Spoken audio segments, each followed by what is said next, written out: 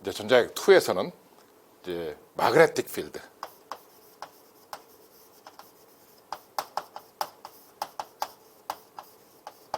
마그네틱 필드를 하는데, 마그네틱 필드 중에서도 역시 앞에다가 스테이틱 자를 붙이는 스테이틱 마그네틱 필드를 하는 거죠.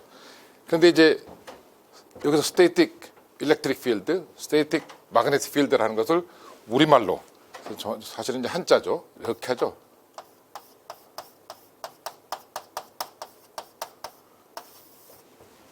그대로 가만히 있는다. 정. 그래서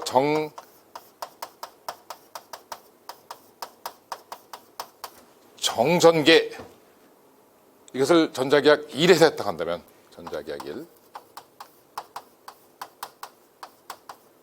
1에서 들었다면, 이 전자기학 2에서는 스테이틱 마그네틱 필드, 이것도 마찬가지. 스테이틱이라는 것은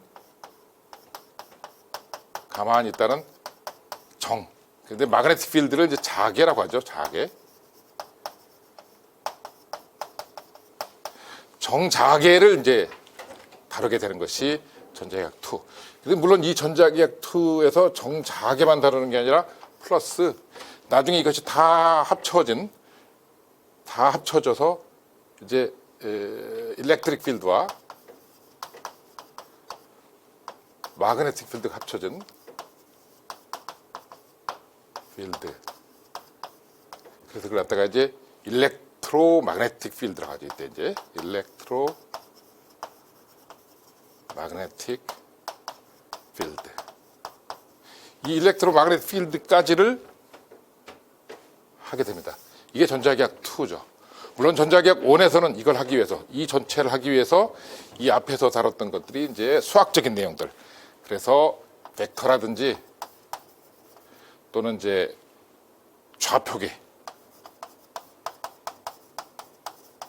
물론 벡터 연산, 좌표계, 그리고 기타 이제 미분에 대한 것들이 있었죠. 미분, 컬, 델 오퍼레이터라겠죠. 컬이라든지 다이버전스하는 그런 델 오퍼레이터에 대한 것들을 주로 했던 것들이 이제 전자기학 1을 하기 위한 수학적인 내용으로 먼저 했던 거고, 거기에 이어서 정전계 내용을 했던 것이 전자기학 1, 전자기학 2에서는 정자계, 그리고 이제 이것들을 다 합쳐가지고 일렉트로마그네틱 필드를 하게 되는데, 사실은 이렇게 일렉트로마그네틱 필드가 이렇게 서로 합쳐지기 위해서는 앞에서 스테이틱이라는 것이 빠지고, 스테이틱 대신에 빠지고 시간 변화를 한다 해서 타임 베어링이라고 하죠. 그래서 타임 베어링을 여기 마찬가지로 스테이틱을 정자로 썼듯이 타임 베어링을 한자로 쓴다면 움직인다, 변화한다,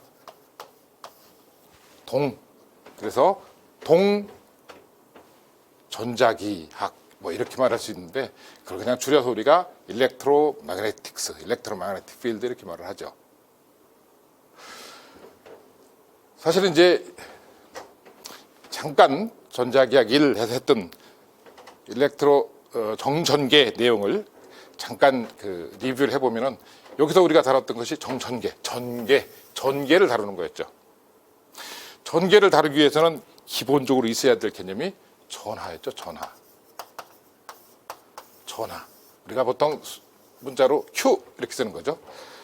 몇 쿨롱하고 이렇게 단위가 쿨롱으로 표현되는데, 전하라는 것들이 있고, 그 전하로부터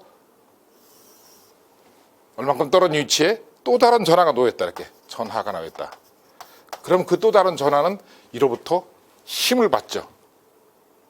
그 힘을 받는 것이, 이거 만약에 플러스 Q고 여기도 만약에 플러스 Q, 예를 들어 뭐 Q2 이렇게 된다면은 같은 극성끼리는 서로 밀치는 힘을 받고, 극성이 달라지게 되면은 당기는 힘을 받게 되겠죠. 이렇게 전하로부터 받는 힘이 밀리는 힘인지 당겨지는 힘인지, 또는 이 거리에 따라서 거리가 멀어지면 힘이 약해지고, 거리가 가까워지면 힘이 강해지고 하는데, 사실은 거리의 제곱에 반비례하죠. 그냥 거리에 반비례한다가 아니라 거리의 제곱에 반비례. 그러니까 거리가 2배가 되면 4분의 1이 되는 거죠. 거리가 3배가 되면 9분의 1이 되는 거고, 물론 거리가 반으로 가까워지면 2분의 1 제곱 분의 1이니까는 거리가 반이 되면 4배로 가까워지는 거, 세지는 거죠. 이제 그런 내용들, 같은 극선끼리는 밀치는 힘이, 다른 극선끼리는 당기는 힘이, 그리고 두 개 사이에 떨어진 거리에 따라서는 거리의 반지름에, 거리의 제곱에 반비례한다라는 그런 내용들을 처음으로 실험했던 사람이 쿨롱이죠, 쿨롱. 그래서 이걸 다 쿨롱의 법칙이라고 하죠. 쿨롱의 법칙. 이 쿨롱의 법칙으로부터 시작하는 것, 쿨롱의 법칙으로 시작하는 것이 바로 정전기에 대한 얘기고, 거기서는 하여튼 전하를 다루게 되죠. 전하를 다루고, 전하가 있으면 다른 전하에 힘을 미친다라는 거죠. 그런데 여기서 전하가 한 개만 있고 여기서 이 두 번째 전하가 없다고 가정을 해보죠. 없다고 가정하면은 아무것도 없는 공간에 전하가 있고, 그 전하 주변에 무엇인가 새로운 전하를 갖다 놓을 때 그 전하가 힘을 받겠죠.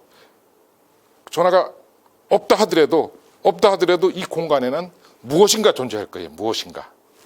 전하가 있음으로써 무엇인가 이제 다른 전하를 갖다 놓게 되면 그 전하가 밀리는 힘을 받든지 당기는 힘을 받든지 하는 그런 힘을 갖게 하는 공간의 무엇인가 힘이라고 말할 수 있고, 기라고도 말할 수 있고, 공간에 무엇인가 존재하겠죠. 물리적인 상태가.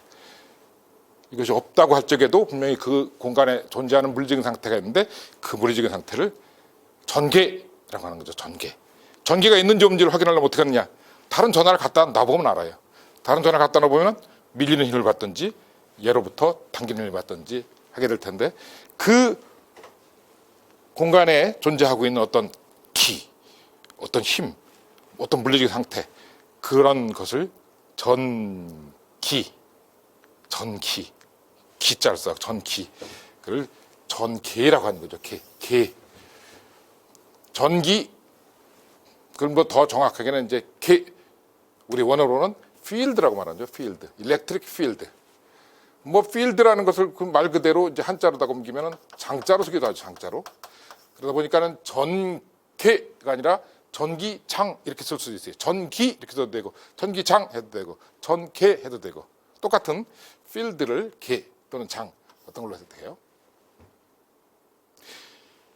이렇게 전하가 있으면 그 전하로부터 생기는 공간의 어떤 물리적인 상태, 그거를 전개라고 하는데, 그 전개를 다루다 보면은 전개의 정량적인 어떤 그 단위 또는 전개를 정량적으로 따지는 무엇인가 개념이 있을 텐데, 그거를 전개의 세기 이렇게 말하면 되겠죠.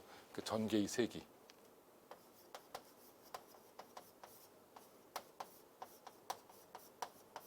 오늘 하면은 electric field intensity라고 하는 거죠. electric field intensity. 보통 E 앞에 있는 electric field의 E를 따서 E라고 하죠. E. 여기서 지금 E 전자기기 일에 하면서 늘 이렇게 썼지만 두 겹으로 쓰고 있죠. 두 겹으로 쓴 것은 벡터를 표현하려고 그렇게 한 거예요. 원래는 벡터를 표현할 적에 이 하고서 위에다가 이렇게 쓸 수도 있고, 뭐 이렇게 쓸 수도 있고, 책 같은 데서는 인쇄할 적에 굵게 쓰죠. 근데 이제 굵게 쓰는 것이 필기할 때는 불편하니까 이렇게 쓰기도 하고 또 이렇게 쓰기도 하는데, 그걸 전개의 세기 E라고 하죠. 전개의 세기 E를, 일렉트릭 필드가 있을 적에 전개의 세기 E를 어떻게 구할 것인가 하는, 그걸 찾아가는 것이 바로 전자기학 문제예요. 전자기학 문제. 그 중에서도 정전기 문제죠. 정전기 문제의 핵심, 한마디로 말하면은 전기의 세기 E를 어떻게 구할 것인가 하는 거예요. 전기의 세기 E를 어떻게 구할 것인가.